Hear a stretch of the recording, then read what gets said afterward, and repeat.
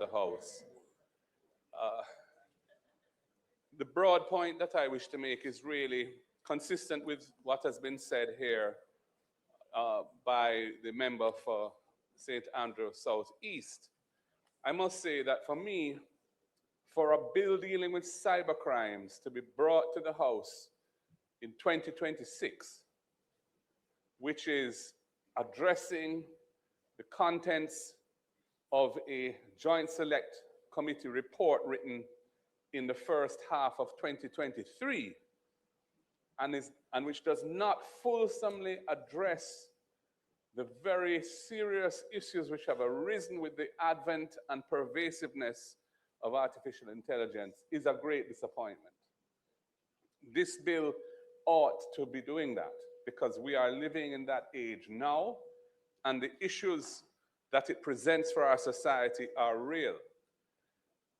The law needs to more fulsomely protect persons' images, the image of an individual, their reputation, and the use of their appearance and their voice and other biological manifestations through manipulation to denigrate them, to spread falsehoods, either about them or others, or things that they have alleged to say which are complete fabrications. These are very serious problems.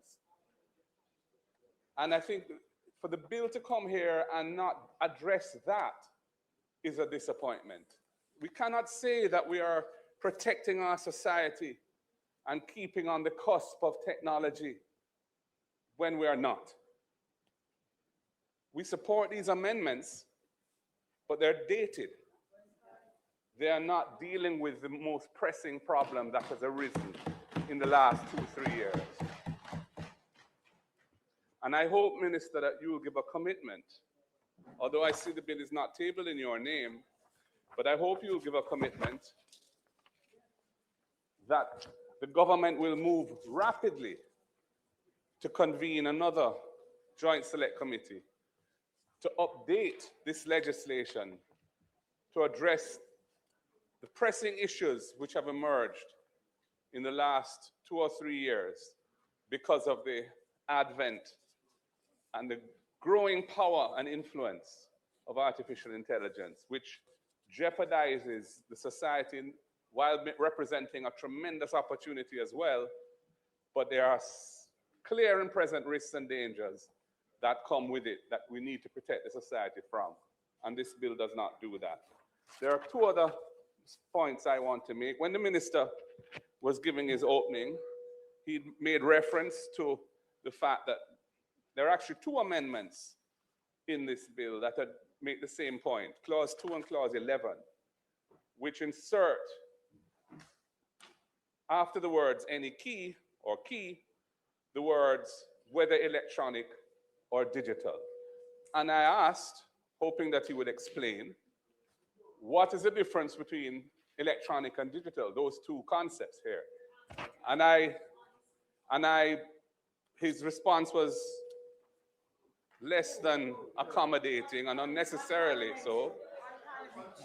Yes, especially coming from a minister. I mean, clearly, if he's not sure of it, if he's not sure what the difference is, there's a technical team here to provide that type of guidance. And I hope we will get it. I'm hoping that we will get that guidance because the question is a legitimate question and I would like to understand the difference. Yeah.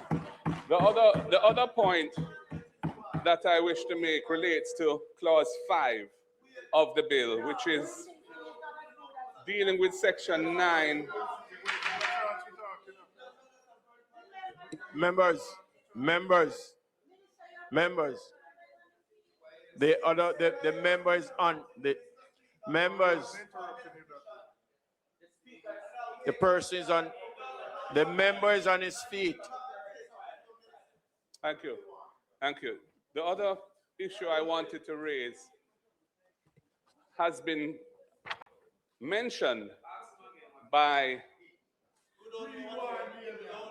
the member for St. Andrew Southwest, and it relates to the defense that is set out in clause 1C, big C, to the new offense which is inserted by clause 9(1)(a).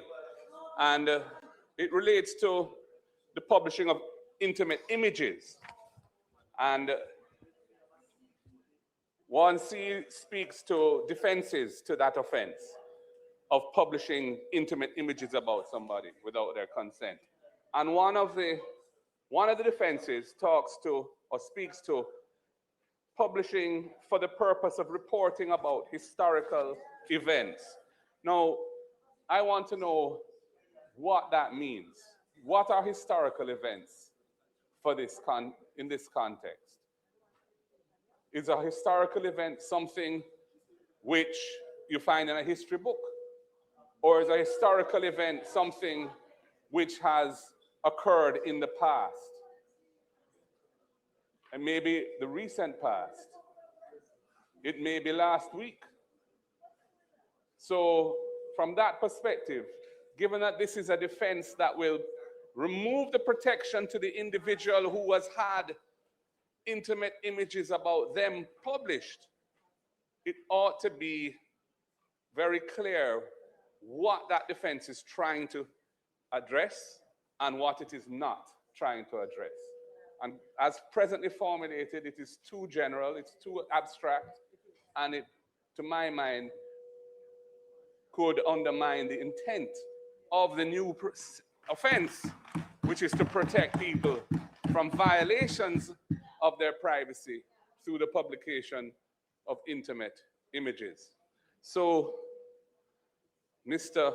Speaker, I hope that those two issues will be addressed, and I also hope that the minister will assure the House as to when a joint select committee will be convened to modernize this legislation, to take into account the new age that we're living in and the risks and dangers that we are all living through on a daily basis in the absence of legislation that adequately addresses those risks and dangers. Thank you, Mr. Speaker.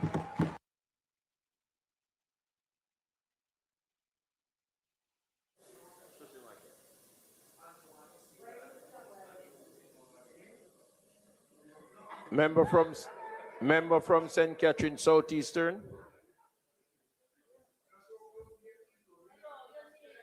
Call it.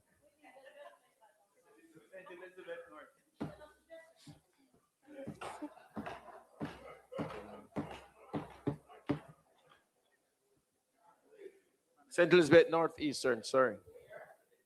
Thank you, Mr. Speaker. Mr. Speaker, I rise to make my contribution in respect of the cybercrimes bill.